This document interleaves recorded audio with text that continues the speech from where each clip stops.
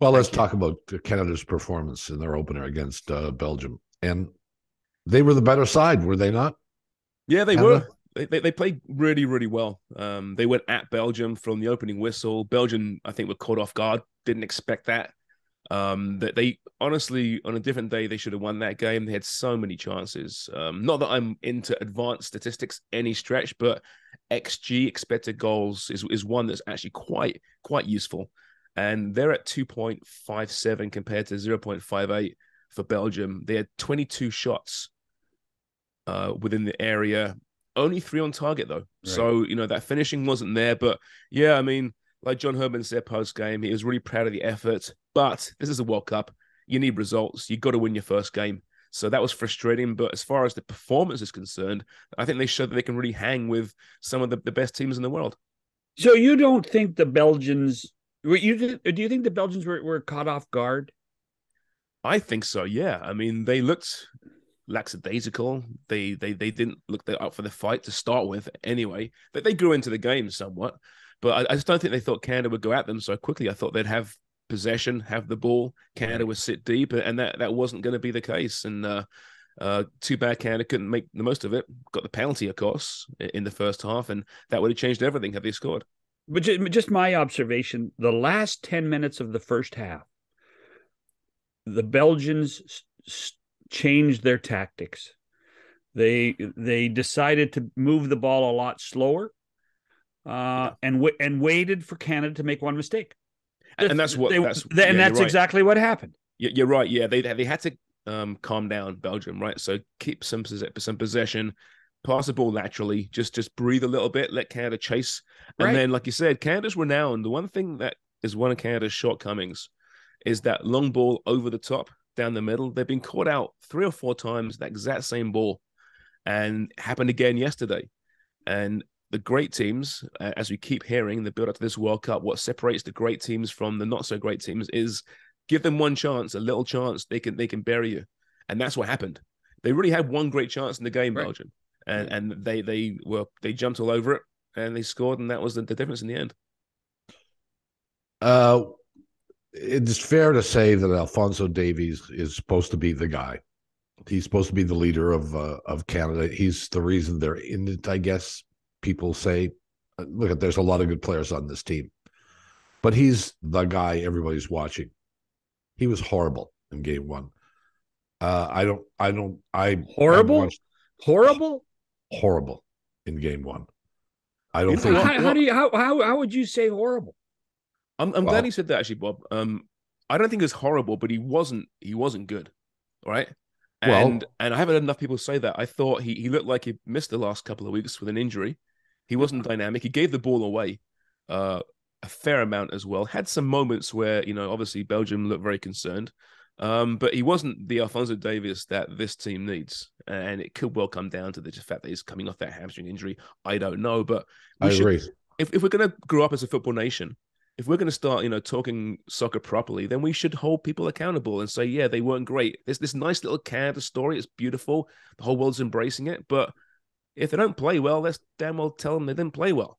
Well, their best player didn't play well, and essentially, but that's different. That's different than horror. That's different than horrible, Bob. Come on. Well, based upon what I've seen of this guy and what he is capable of doing, and I don't just mean as an individual, but inspirationally for the team.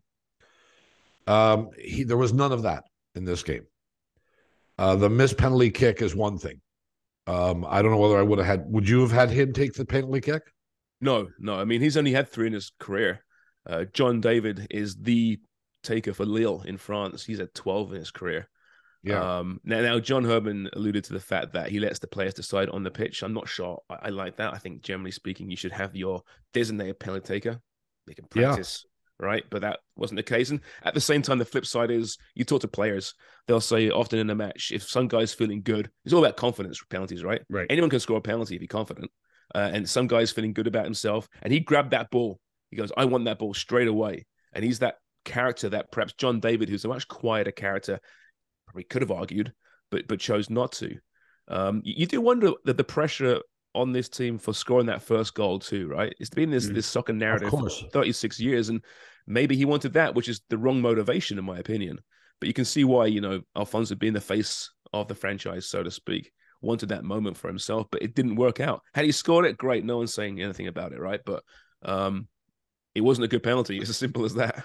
I don't have a problem with him taking it for the simple reason, and we kind of got this inclination, Bob, when we talked to Herdman last week, was so much is revolving around Davies.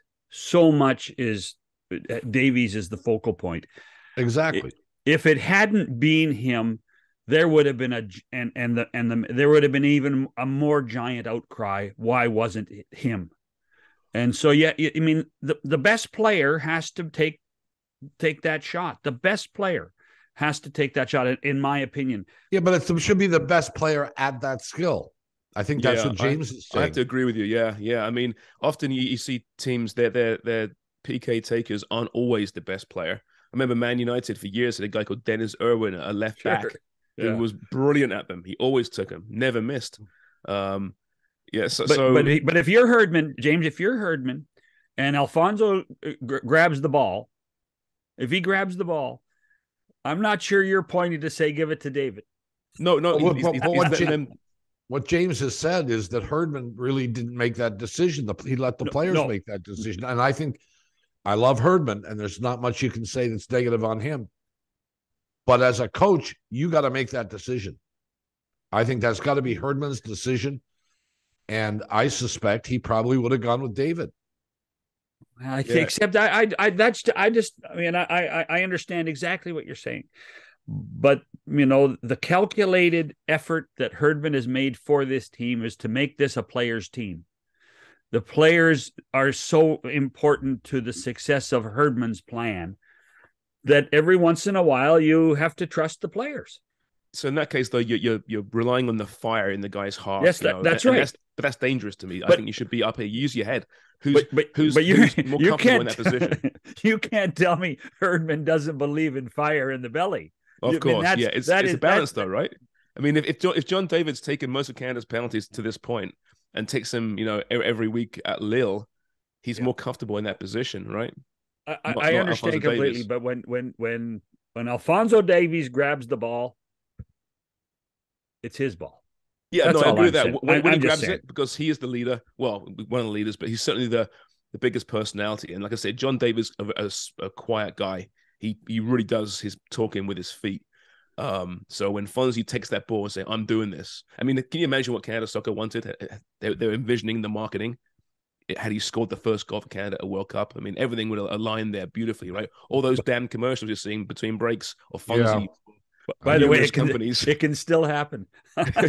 Yeah, you're right. It certainly can. Well, that'd be interesting, wouldn't it? If they get a penalty against Croatia, who's stepping up then? That'll be very interesting. It will be. Well, let me ask you. So even you acknowledge that Davies did not play well, whether he was horrible or just ordinary. He wasn't horrible. Okay, he wasn't horrible. He was pretty close. Oh, Bob. I don't know what game you were watching, but he was pretty close. In any event, do you think that missed penalty kick affected him the rest of the game? I don't think so. No, he's one of those guys. Footballers like him have short memories. They can move on pretty quickly, I think. And he's still attacking fullbacks. He was still attacking, players one-on-one. It wasn't working out for him on many occasions. But I don't think so, no. Had he scored it, would it have put an extra kick in their step? Probably, but I don't think it really defined his performance, the miss. I think it was other less than perfect passages of play that did that.